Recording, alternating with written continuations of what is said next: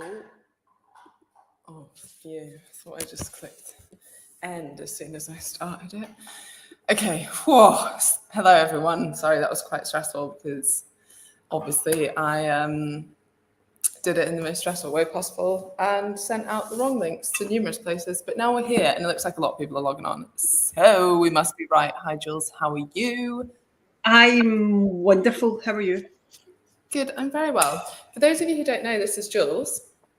Because I've opened this up, right? So it was initially meant to be for AFM coaches. And then I was like, actually, I think a load of my clients would find this really useful. And then I was like, hey, do you know what? The whole world might find this useful. So here we are.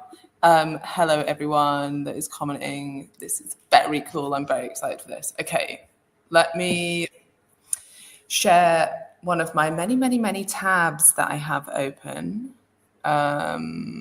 Share screen. And then I'm going to talk through just like how this is going to work. So, that would be another good thing to do.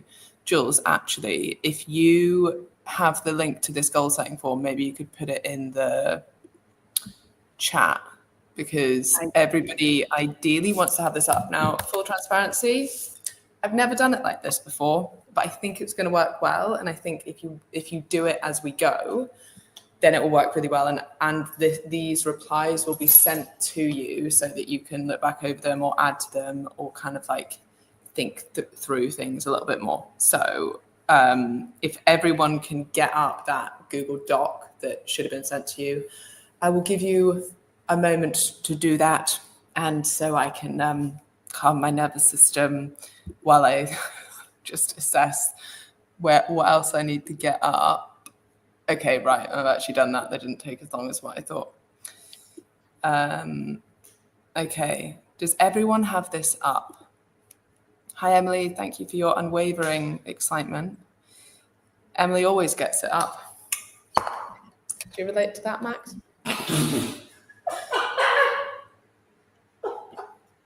He says, no. Oh, you're watching. Max has it up, guys. If you want a little POV, he's got it up. Okay, we're doing well. Okay, we've started really well. Okay, so just to run through how this is going to work. First of all, welcome everybody, and there are well over 130 odd people, 40 odd people already here. So I massively appreciate your time and your attention. I promise this will be worthwhile. I have been to many a goal setting workshop that has been a complete waste of time, but this will not be one. And I went to one recently, and I want to give credit to it because a lot of what we go through today was taken from this other workshop. And I've picked out the best bits and added in some things that like both Jules and I think are going to be really useful for setting goals for the next year. And I'm just trying to think what else I want to say before we start. I guess that I left this workshop feeling like a nice sense of both calm and excited for the next year, which is kind of how I want people to feel. Like we're going to start with some reflection and then we're going to go into some goal setting. Bear in mind, this was like a whole day workshop, so I have kind of condensed it. And if there's one thing I'm good at, it's being efficient.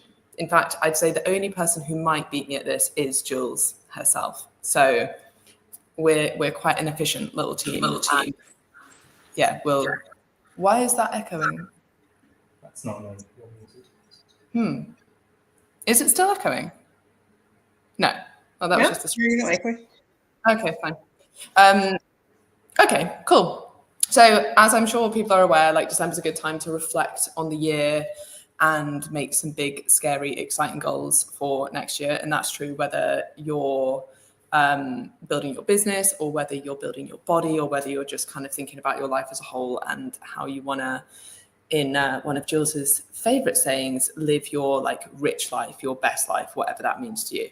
So that's what we're going to do today. And how it's going to work is we're going to go through this each section together. You should all have the link because Jules has posted it and it should have been emailed to you as well. You will be sent out your answers so that you can elaborate on them. I am not going to look at any of them. Like, this is completely personal. Unless you specifically work with me and you're like, Emma, can you look at this for me? then obviously I will look at it, but I'm not going to read through them. So it's completely confidential. This data won't be used for anything aside from the last question, and you will see why the last question will be used, but nothing else will be used. I'm going to go through these and hopefully share some of mine and some of Jules's goals, because that will kind of get your brains working around things. And then the final note before we start, this only works if you're really honest with yourself and if you set some big goals around what you truly want to believe. This is why I've kind of been so adamant about explaining that I'm not going to look at these if you don't want me to. Like, I want you to be completely honest. I want you to set those big goals that you might even be scary, like to kind of say out loud or to say to other people. Okay, so let's get started. And at some point throughout, if you do want to like take a little picture, share it on social media, like, you know, that would be appreciated as well. You can tag at AF Mentors and at ESG Fitness. So the first section is on a bit of reflecting. So I want you to think about the 3 best things that happened this year. And I want you to think about that from like a personal standpoint and a professional standpoint or a business standpoint. So it could be things like nurturing your friendships. It could be things like getting out of your comfort zone in some way. It could be things like finally starting Commit to 6 and starting exercising consistently, or finally this wouldn't be personal, but I was going to say taking your business seriously, but that would be more on the professional standpoint. But things that have been amazing that have happened to you this year. So 3 for personal, and then 3 for professional. So that could be like milestones at work. It might be promotions. It might be big projects. It might just be something that you've finally started like enjoying your work, or be proud of the impact that it's having. Jules, do you want to share one of yours? The first thing that came to mind when I thought of this was meetups. And we've done 2 this year. They are the best day, and everyone leaves, including us, leaves just absolutely buzzing for what's next. And I think it's such a reassuring thing. And this applies to fitness, it applies to business. Getting yourself in a community of people that get it is game changing. Agreed. They were amazing. Okay, so I see where the echo is coming from. It's whenever you're not muted. Right, okay. So just talk one at a time, which is probably a good thing anyway. What's one of yours? Pardon? What's one of yours? What's one of the best things that's happened to you this year? Obviously, Max has just pointed at himself. So, you know, that's been a real highlight of my year. It genuinely has, our friendship. Oh. Yeah. There's an emotional moment for everyone. That will be a personal one. Professional, I would agree, like the meetups have been incredible, and I am like genuinely proud of the impact that business has had this year. So that's been fun. Okay, next section. Is this live? Yes, it is. Okay, so the next section is 3 lessons from this year, both personal and professional. So have a little think about that. Jules, do you have any that you want to share? One of my things for this year, I would say, is you can do more. I don't mean necessarily Emma Storey-Gordon, but you can do more. Generally, I think everyone underestimates what they can do. And actually, if you push yourself, you're like, well, I can do this. You can do more than you're doing now. You can achieve more. You can achieve bigger goals than you think you can. I like that. I actually had some notes. Now I can't see them. What did I say on this? Oh, learning. So this was more of a personal one, but learning how to manage my energy. That was a really big one. I think that's been like a huge shift for me this year. And then just for like ideas for people as well. Sometimes it can be things like setting better boundaries, or finally figuring out like the diet and exercise regime that actually works for you. And on a professional standpoint, it might be like you've learned how to manage your team better. It might be that you finally figured out what like a work-life balance looks like for you, or the business model that you prefer and you do better with, or Might even be things like, you know, who you can trust or who you can't trust in and around your business or in and around like work situations. So 3 lessons for personal and 3 lessons for professional.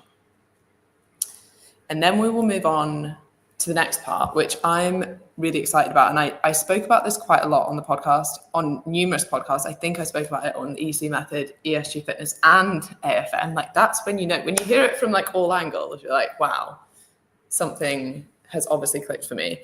But I always found that goal setting, especially when people try and almost push it from like a negative standpoint, and I completely understand this because most people who want to change because they're not enjoying something about their life, right?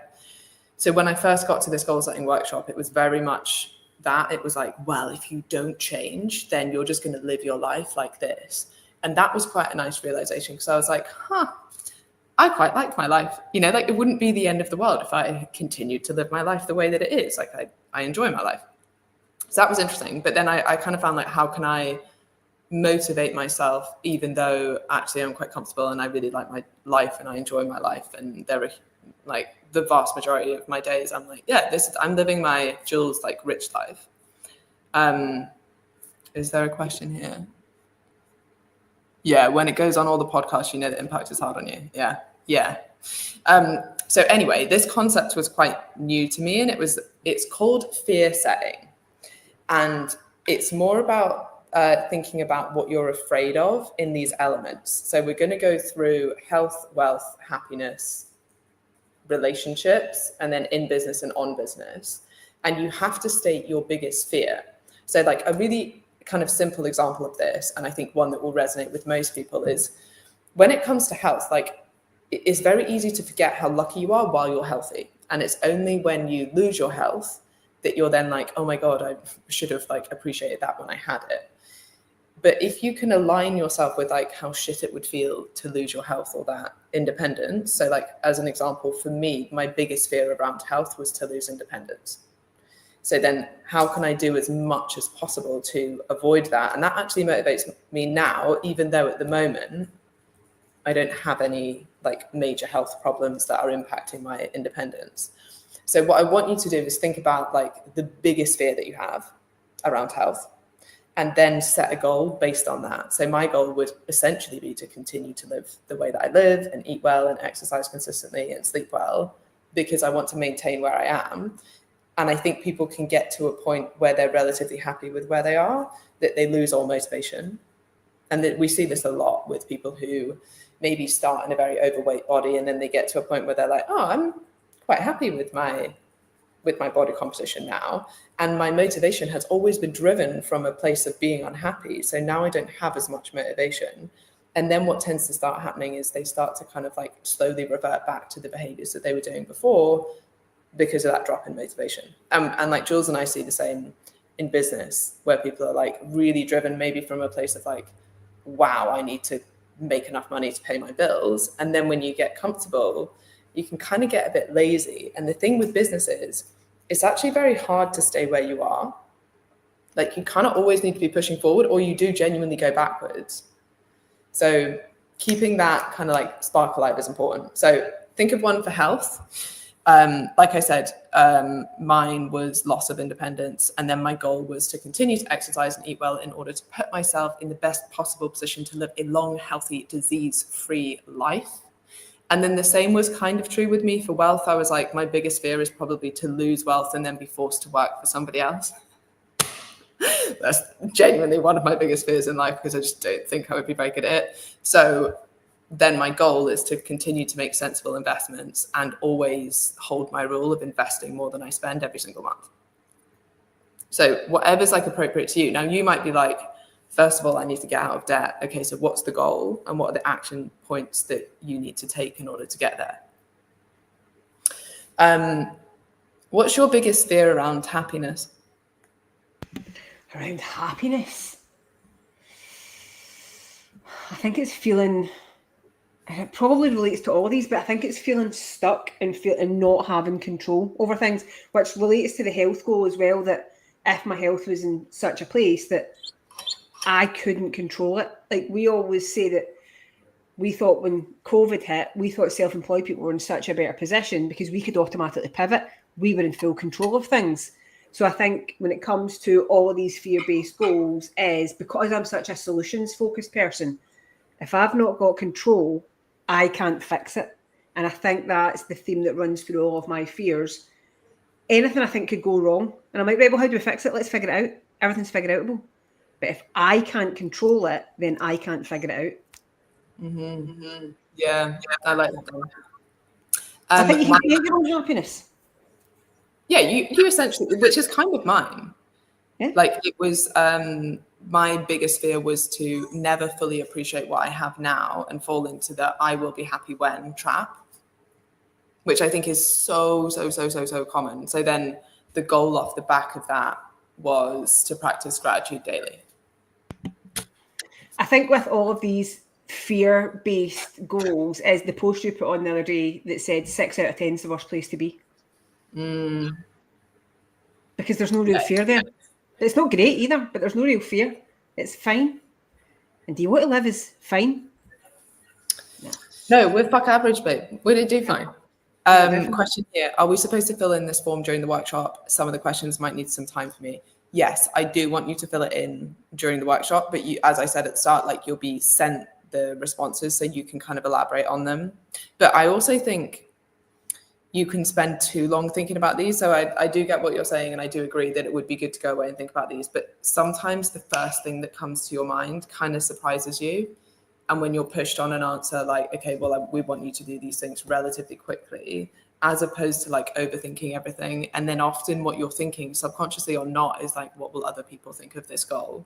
Or what will other people think of me? Whereas if you're just like, I'm going to be completely honest, like the first thing that comes to my mind when someone says, what's your greatest fear in a relationship is X, you know, rather than like thinking about it and thinking, what would people judge me for? Or even what are you judging yourself for? Like one really interesting conversation I had with an old business partner was when we were doing like a values workshop, and we had to like, you know, the standard, like you need to pick your values. Now, almost everyone in their top 5 values has family, but he didn't. And he was like, well, you know, based on, he's like, one of 2 things are true here. Either like family is of a top 5 value to me and I just don't live by it, or it's just not. He's like, I don't live in the UK. I can't actually go back to the UK for tax reasons. Like, I don't see my family that much. And at this point in my life, it's not a top 5 priority to me. And I was like, that's actually quite like refreshing to hear, like, it's just not, like, and being honest with that. And that's just a good example of like, a lot of people would judge, but also you might have self-judgment of that, of being like, I feel like that should be a value, but maybe it's not. So yes, the long version of that answer is I do want you to fill it out as we go. Jules, what's your biggest fear in business? I would have said, and I think a lot of people will probably say their biggest fear would be all of their clients leaving, but that happened to me. So I figured it out, and it was fine. This was many years ago, by the way.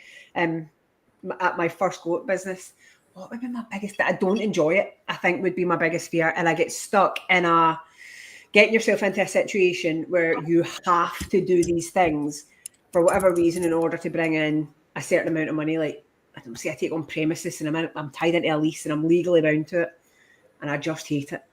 That would be my biggest fear, would be losing the spark of enjoying my business. What would yours be? Can you tell that Max is just trying to mime something to me? You can tell that like all of yours are based on control. Yeah. Like you want freedom, essentially, which I think for like most people do. I think my biggest within business is that I would let people down. So like whether that be like not showing up at my best for my clients or not showing up at my best for my coaches, like that would be my biggest fear, like within the business. And then on the business, it would be much more about like just not reaching my potential and staying small because I'm worried about like outsourcing things and I'm too much of a control freak. So then basically if you figured that out, then you can set goals based on that are going to push you away from that. It comes back to values as well, though. Like the freedom thing, we value the freedom and the control and the options that we have got by being self-employed.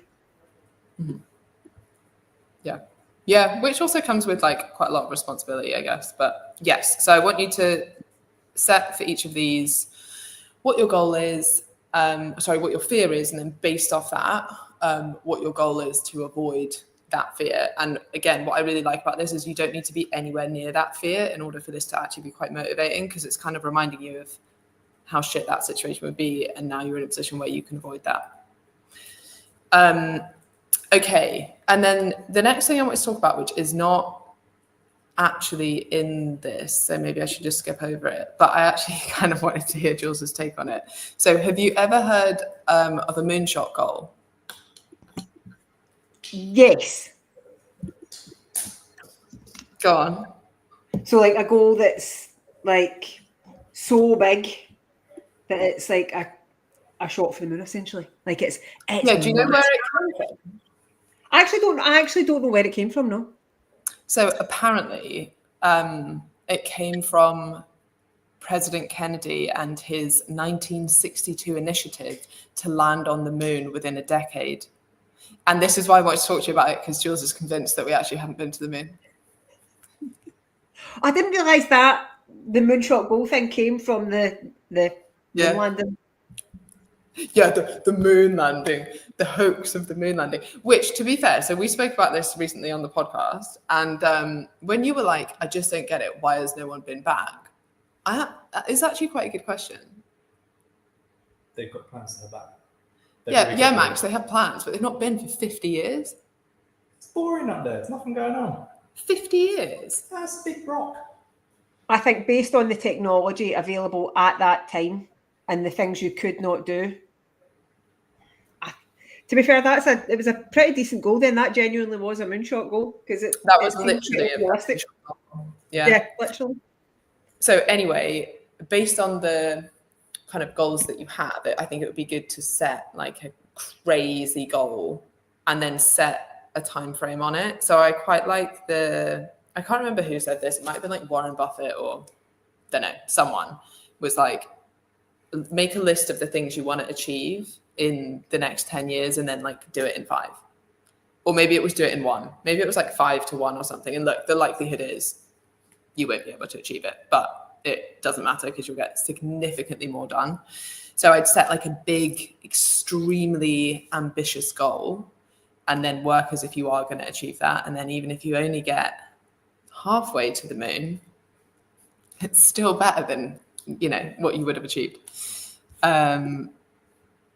David Grimes has some interesting things to say about moon landing conspiracy stuff. Do you know what? If David Grimes doesn't think that they have, I'm kind of bought in.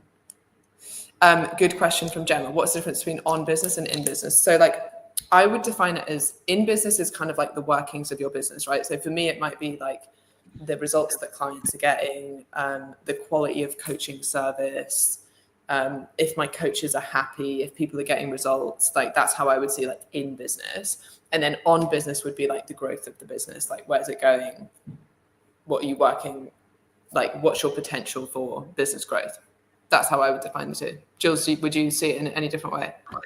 Yeah, so the way I would describe it for coaches would be like, right, so your check-ins, your programming workouts, your PT sessions, that's working in the business. It's doing the tasks of the business. Whereas on business is like your entrepreneurial tasks. It's the things that grow and expand the business. So on business might be more like marketing, outreach, the more behind the scenes stuff. Yeah.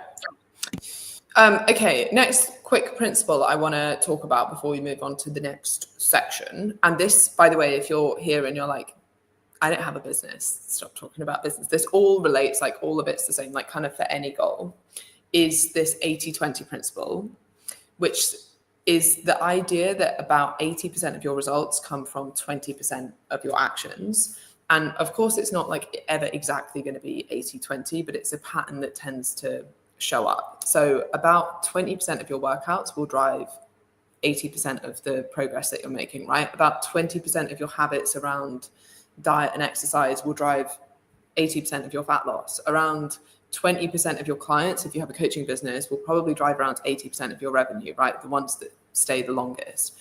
Definitely about 20% of your marketing efforts is actually driving about 80% of the people that are actually coming into your business. And almost all of us are doing like too many different things. Like an example might be like you're on LinkedIn and you're doing a Substack and you're doing a podcast and you've got a YouTube series coming out and you're running workshops and you're doing Instagram, and then you realize 80% of your clients come from Instagram. And actually that's often quite low down your priority list because you're like, oh, but you know, I'm starting this new YouTube and that's where all my focus is. So it's just making sure that you're aligned with where you're actually getting results. And I think doing a check-in, I try and do this like at least twice a year of like, where am I kind of wasting my time? And there is a time and a place for exploring things, but then you also need to be like, right, okay, well, given that my time and energy is a constraint, where is it best placed to get me the best results? And it's very easy to look at shiny new things and then be like, well, actually it's still Instagram, or actually it's still like this one thing I was doing at the start. Another thing to consider as well is that probably like 20% of your thoughts are providing like 80% of your stress. So just in different like scenarios, you can think about like how this plays out. And then based on that, you can think, well, where do I need to focus more effort? So the principle is about identifying the small number of actions that are giving you the biggest return on your investment and making those your non-negotiables, as opposed to trying to do everything and then inevitably not doing any of it very well. Okay. And actually, this is a quote from Nima. I don't actually know who to credit for this, but it really resonated with her when we were talking about this. And she says, do the things that you have to do more efficiently so that you can do the things that you want to do more frequently.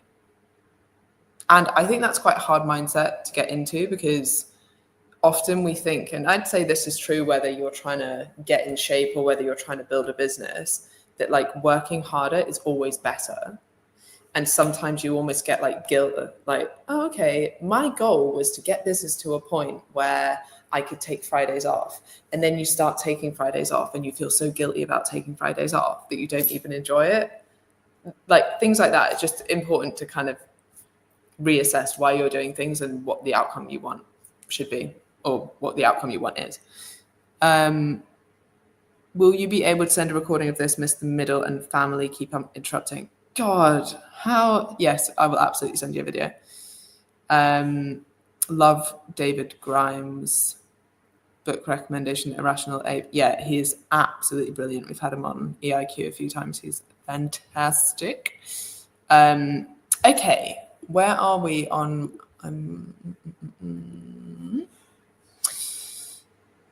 Okay, so this is when I was showing Jules this, she was like, what's core 4? I really like this, and this did come from the workshop. And basically it's like, I think he actually had like core 5, but I thought some of them weren't really necessary. So it's basically having like a team of people, no matter what you're trying to achieve, someone who's been there before, someone who is like your coach, your expert, or your mentor, someone who's like a cheerleader, and then like a team or community, right? So say you were a coach on AFM, you might have, you know, and these can be the same people for some things, right? So you might have like someone that's been there before, well, like half of AFM probably. Then you might have your coach, expert, mentor, Jules or I or Chrissy or Haley.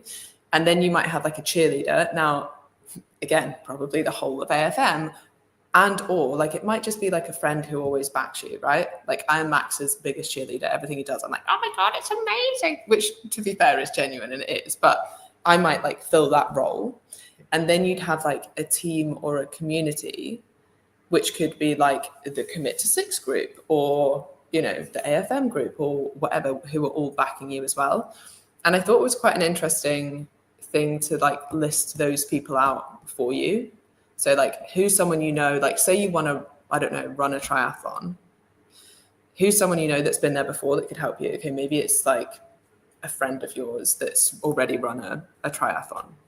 Would you say run a triathlon, competed in a triathlon? Because you're doing some swimming as well, aren't you? That's not really running. No. Anyway, let's change it to marathon. Someone who's already run a marathon before, and then you might have your coach who's like backing you, you know, and is telling you how to train in order to meet that goal. And then you might have your cheerleader, and maybe like that's your partner because they're your biggest fan and they're always supporting you, and they're the ones that even when it's raining outside, they're like, I believe in you, you can do this. I'm going to be there all the way through the marathon cheering you on. And then you'd have like your team or community, and that might be like your running group or your running partner. But I like the idea of identifying who these people are. Can you say what been there before is? Yeah, Lucy. So it would be like someone who's run a marathon before and can give you advice on it. Or it'd be like someone who's built a similar sized business to what you want to build, right? Something like that. Irrational Ape is the name of the book, but it has absolutely nothing to do with this. Unless I mentioned another book, which is quite possible. Anyway, write those down. Jules, who are yours? Not to put you on the spot. Obviously you and the whole of AFM. All of them. I think there's quite a lot of people I would say would fill most of those roles, but in different ways. And I would definitely say Ross, my husband, he's one of them, not in the been there before or the coach mentor role. And I think it's so important to have these, especially if the people who are like that live in your house, for example, or the people that you work beside, if they do not get your goals, sometimes they can come across as unsupportive. And it's not that they're unsupportive, they just don't understand it. Whether this be for fat loss, fitness, building a business, changing career, whatever it might be, having other people that have been on that journey and who have made the mistakes that you don't want to make, they can absolutely make your journey much more effective. So like in a coach mentor role, they can take their experience, make your journey more effective. And sometimes you just need a cheerleader, somebody that, like you say, pals that, and this is probably the role that Ross, my husband, fills a lot, doesn't really get what I'm doing with my business. And like, if I have a struggle, he's like, mate, I don't know, maybe talk to Emma. I don't know what you should do with this. So, but he's always there as the cheerleader. And I think the team and community is just so invaluable, no matter what the goal is, what you're trying to achieve, or even just something you're interested in. So say you've got an interest in, I don't know, model trains, for example. You want to talk to other people about model trains and be like, have you seen this locomotive or whatever it is? So just having people that share your passions is absolutely invaluable. Have you seen this locomotive? Yeah, I love that. In what area of life, business, exercise, or other, I struggle with? All of them. It works for all of them, right? So if you were like, I want to run a marathon. If you were like, I want to build a business. If you were like, I want to start a train watching society, you know? Lucy, my boyfriend Jack, also has no clue how to help, but always listens. Yeah, so that might be like the cheerleader role. The other thing I think is quite nice, I know, because I would really like to be on other people's, is like explaining it to someone. So like whether it is your partner and you're like, oh, you know how I have this big goal? Well, I've just done this exercise that's like the 4 people that are going to kind of help me get there. You're my cheerleader. Or like, you know, I think it's especially important with the person who's been there before, because they might not actually have a preset active role, but it's quite nice to be like, hey, you're the person who's been there before that I look up to teach me how to run this marathon, or that I might ask questions to or something. And most people really want to be part of that. There's a train community near me and I can't cope. It's PAPS for trains. It's like PAPS for trains. What, like paparazzi? Okay, and then I'm going to move on to the next part, which is a bucket list, which I feel like everyone has probably heard of before, but I just think it's such a, like, I'd never actually done it. Have you ever actually written a bucket list? Have you? No, not a full list. Like, no, so like the guy that did this workshop, he had like his like spreadsheet up, right? And he had like, I don't know, go scuba diving somewhere. It was like safari in South Africa, and it was like take my family on holiday to this. And like some of them were like big and elaborate. but actually some of them could be free. You know, like one of the best days I had last year. Oh, Max, you were there when we did like sports day at Battersea Park. Was that last year? Well, it was within the last year, right? Oh yeah. But like things like that, like, they could be literally free. So they don't always have to be like, I want to go on a world tour. I want to take my whole family to the Maldives or something. Like that could be on it. I'm okay, thank you. But it might not be on it. So they could be totally free things. And I want you to do a minimum of 3 for this year. And then a minimum of 3, although I have like a whole like spreadsheet of things that I want to do now and tick off. But for the next like 5 to 10 years. So there might be ones that are much longer term, and there might be smaller ones, and it might be run a marathon, it might be leave my job, it might be start my own business, it might be, I don't know, go on a trip, do the North Coast 500, whatever it is. And it doesn't always have to be huge. It could just be like, I want to learn to make pasta and then invite all of my mates around to eat pasta. What would you put on yours? Well, I think I'm a bit too YOLO for a bucket list, because whenever I get an idea, I'm like, let's do it. So it never makes it to the list. I just haven't quite do it off, and then you get the dopamine hit of ticking it off. I'd probably have done it, then I'll need to put it on my list and tick it off. Okay, well, Becky's already won this game because she says buy a Nerf ball, and I can't recommend it enough. Everyone needs a Nerf in their life, and Christmas is coming up, so if only I had an affiliate link. Okay, so some of mine, and like I said, some of these can be free. One of my coaches, who I won't name in case she doesn't want to be named, was buy a whole Bitcoin, which is not free, unfortunately. Safari comes up quite a lot. Treat my mum to a holiday in Greece. That's nice. Things like that, memories. Publish a book, go on a group holiday, set up a work retreat, do the Seven Sisters hike with a big group of friends, hike up Table Mountain on New Year's Day. And then just like things that might kind of help you think about things. It could be something that you're scared of or that you've always been putting off, like starting a new hobby or something like that. Or it might be like going on a solo trip, or finally like hiring a coach or a mentor to like go all in and get out of your own way and become like your next level self and fulfill your potential in the next year. It might be an Ironman or a High Rocks or a marathon, or swim in like Iceland or something. I don't know, something like that. And people always have like the Northern Lights. That would be quite cool. You don't get them in Glasgow, do you? You're not North. Yeah, no, we get them quite a lot. As long as it's a clear night. It's probably been for maybe about the last year.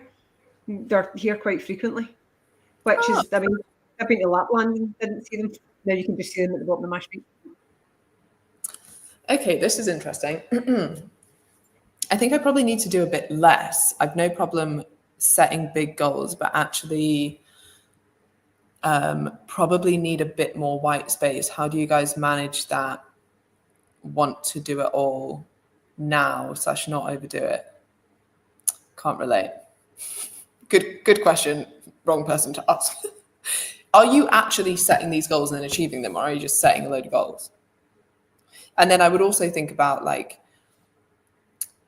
I spoke about this today, but in a different context, but the whole fuck yes or no principle. Like, is it really a fuck yes? Like, are you just setting goals because you're like, it would be maybe cool to run an Ironman or compete in an Ironman, but like, are you actually going to do it, and does it actually light you up, and is the juice worth the squeeze, right? Or would your time be better spent elsewhere? Because I would probably argue that if you're setting loads and loads of goals and actually achieving them, then the goal probably isn't big enough to really be pushing you. Would be my thoughts.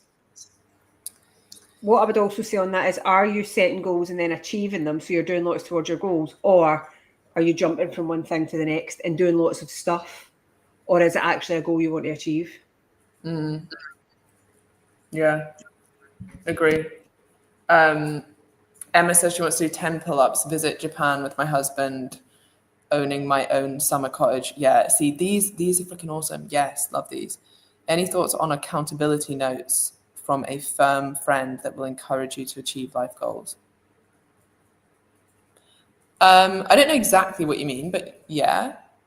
I also think quite a nice exercise, and this would be a good thing to do with these bucket list goals, especially for the ones you want to achieve this year, is to write yourself an email and then schedule it for today, next year, and be like, these are the 3 things I said I was going to do. I mean, it would probably be good to schedule 2 and then like remind yourself halfway through the year, because then you might be like, shit, I need to book a trip to Iceland, go to Japan, do 10 pull-ups, run a marathon, and I only have 6 months to do it now. But that kind of accountability or just like reminder is quite good. Robin, you get the Northern Lights all the time. I lived in Scotland for like 10 years and not once, genuinely not once did I see them. We had the Northern Lights in Leeds. What the okay, fine. Oh, Claire's going to Iceland. That's fun. My mind has gone blank on this one. Okay, well, have a think about it after, Lucy. I mean, I already know one of yours is like, could be like property related, you know, buy your dream home, something like that.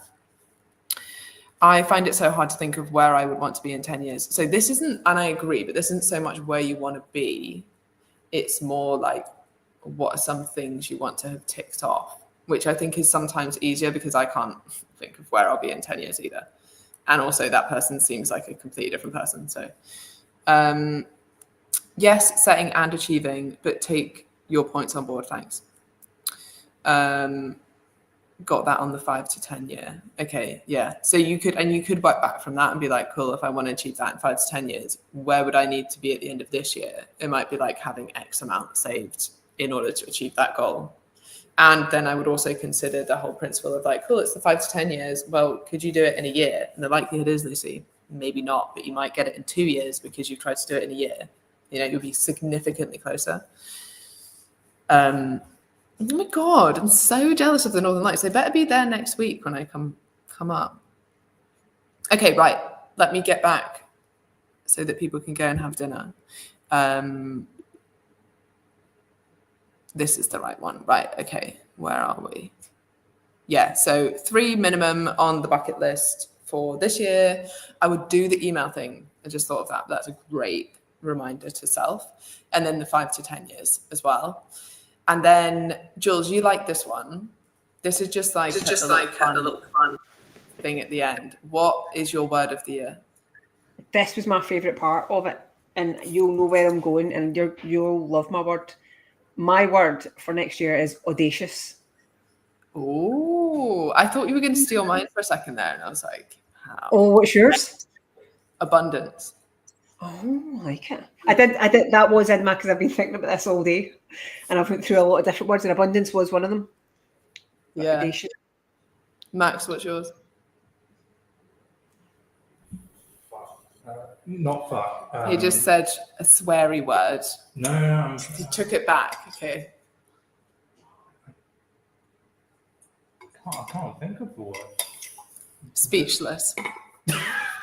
We'll go with that. The word is speechless. One of my friends has delusional, which I quite liked.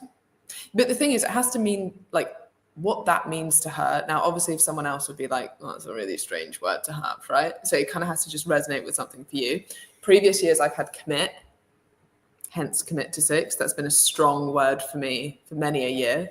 But that always like means something to me. Lucy, simplicity. I like that. Right, what have we got? Exploration. Does not shock me that that's come from Emily. Lucy, simplicity. I really like that. Fearless. Ambition, confidence, change, growth, abundance. Yes, Laura. Got my word. What is it? Breathe. Breathe? Yeah, because I did a lot of breath work Okay. reading this, and it's made such a difference to my life. So yeah, breathe. Breathe. Quite like that. And again, it's like one of those words that, not that I'm suggesting this for anyone, but you know, if people get like a tattoo of a word, and to anyone else, it's just like, why have you written breathe on your arm? But to you, it's like, as soon as you see it, it's kind of a reminder to then like slow down, get back within your body, breathe. Yeah. Slow down. Potential. I love that. Growth. Word of the year, fearless. My 2 words, fuck average. Yeah. Very much enjoy that. Risk, power, content, intentional. I love content as well. That's nice. I don't have a word, but a phrase. Will your future self thank you? I like that. What? So you ask yourself that all the time?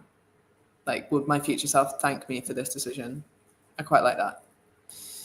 Peace, consistency, successful, alignment. Watch everyone get tattoos. Yeah. Action. Yes. That would be. I'm surprised that wasn't. Probably in a previous year, that would have been yours, Jules. It was one of the words that I did consider for today when I was working through this. Well, yeah, I think action would have been one of them. Georgia, ease was 2025 and then dynamic for 2026. I like that. Okay, right. Let me get up the last part of this.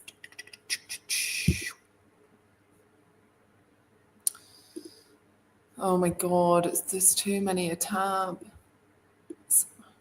I think my computer's going to die a death after this. Okay, so the last part is really just, do you want my help and potentially Jules's help reaching your goals this year? And you can tick a box there. There is no obligation to want our help. And obviously, if you're already on Commit to 6, AFM, the EC method, or working with me one-to-one, then you don't need to tick that box. If you do want me to have a look at your answers and you think it would help in terms of coaching or anything, then forward me the email and I will have a little look. And yeah, you can go back over this and like add some detail to it. But I hope that it's been useful. I hope it's made you think. And I also hope that you're going to leave this both appreciating like all you've achieved this year and then also feeling pretty like calm and excited about the next year. My whole kind of plan over the next month, I guess, is to take a little bit of chill time from like next Tuesday, reset a bit, and then hit this hard come January. And I think this was a really nice time to do this because it allows your subconscious to kind of get working around like, these are the goals I have for the next year. This is the intention I'm going in with. This is what I need to have in place. This is the 80-20 of where I'm putting my efforts. You know, what changes do I need to make going forward for the next year based on the goals that I've set here? And we're going to have a very successful 2026. Jules, do you have any closing comments? I would just say when you're thinking about your goals, go bigger. You can go bigger. Don't set a limit on yourself. Make the goals big and audacious and out there. Moonshot goals. Agree. And actually, Jules does this a lot for me. Numerous times this year, she's been like, how are numbers? And I'm like, yeah, good. I'm really happy with this. And she's like, you can get 10 more. And I'm like, okay, well, I was just going to like, you know, close the doors for this round. And then she's like, no, we can do more. We can get more. And having someone like Jules backing you has been like, for me, genuinely like an absolute game changer this year. So I hope that's been useful, everyone. If you do have any questions for me, get me on at ESG Fitness or at AF Mentors. If you do want our help to make 2026 as successful as possible, we would love to help you. And have incredible evenings. Bye.